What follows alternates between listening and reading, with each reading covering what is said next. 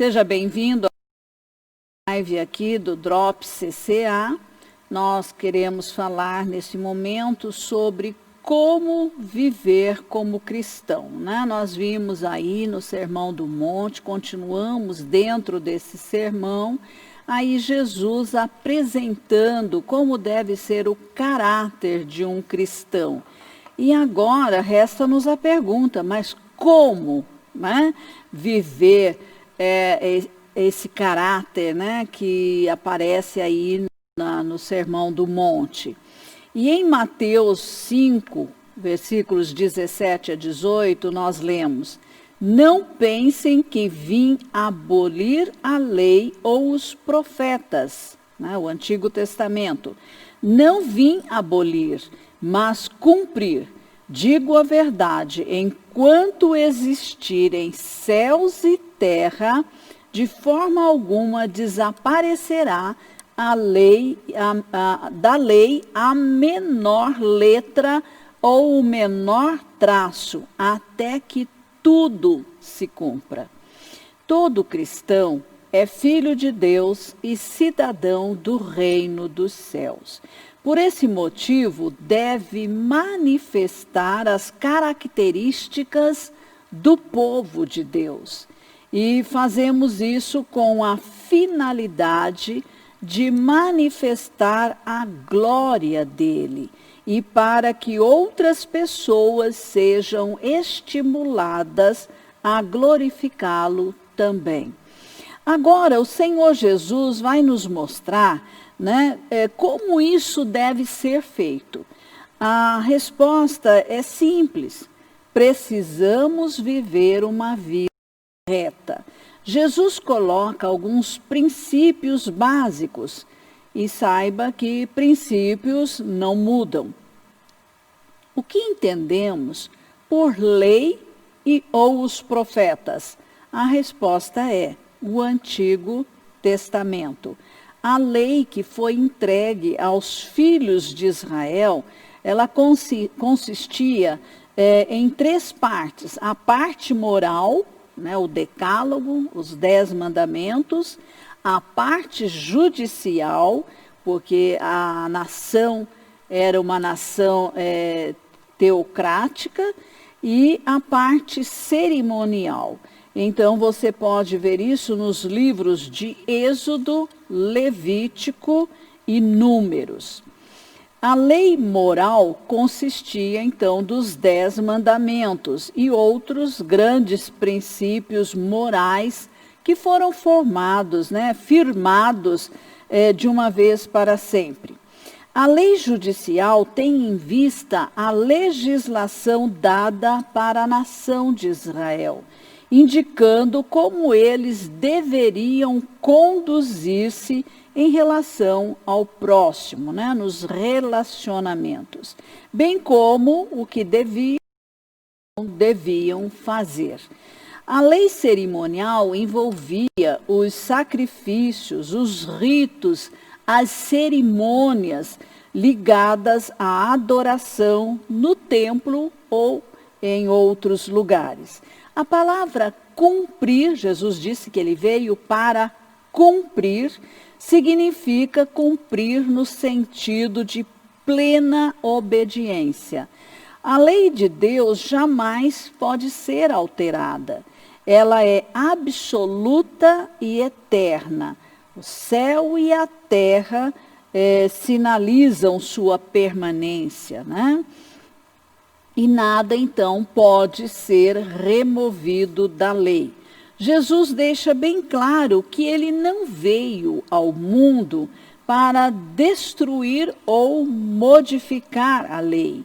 Ele afirmou que a lei e os profetas apontavam para ele e teriam cumprimento em sua pessoa, até nos menores detalhes.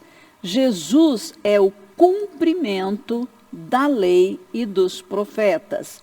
Ao falar assim, Jesus confirma o Antigo Testamento em sua inteireza.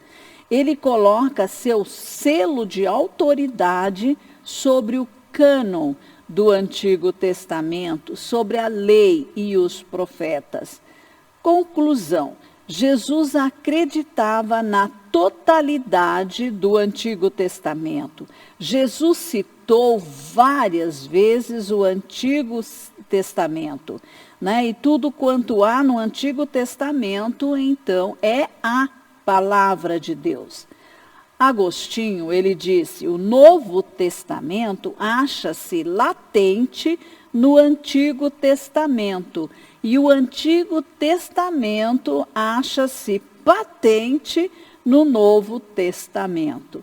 Então, Jesus, ele tinha, né, ali nos seus dias, somente o Antigo Testamento, como a palavra de Deus, dotado de autoridade indiscutível e final, cabal. Os verdadeiros cristãos devem manifestar a mesma atitude. Vamos olhar para Cristo cumprindo a lei e os profetas. As predições, né, dos profetas do Antigo Testamento se cumpriram em Jesus. Por exemplo, as profecias sobre o local do seu nascimento, Belém de Judá, cumpriu-se literalmente.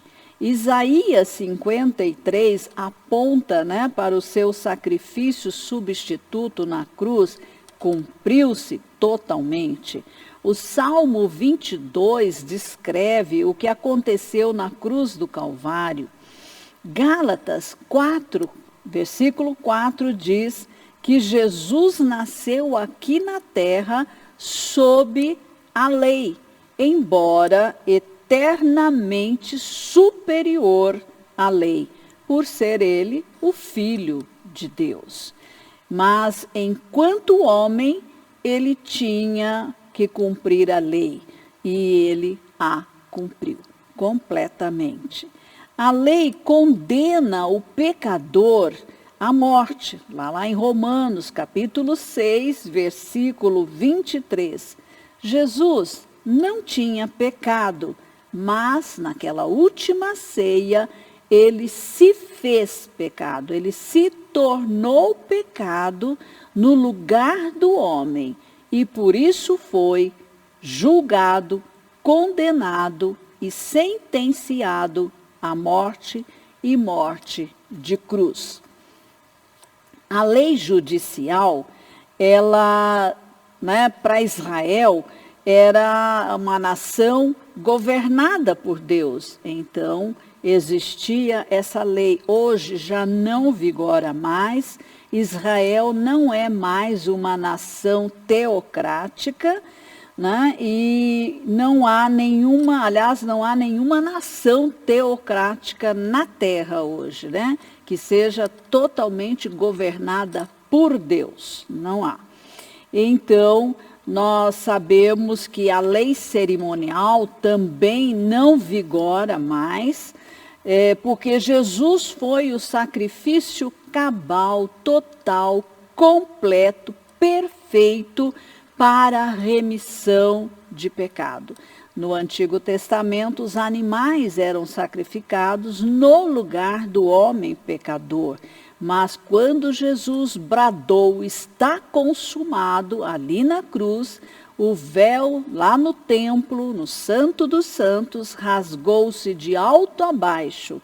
E isso agora dando, né, lugar, dando aí oportunidade ao homem, todo aquele que crê em Jesus, a entrar no Santo dos Santos, na presença do Pai, na presença de Jesus, porque agora o sacrifício perfeito foi Jesus mesmo, né, que morreu por nós.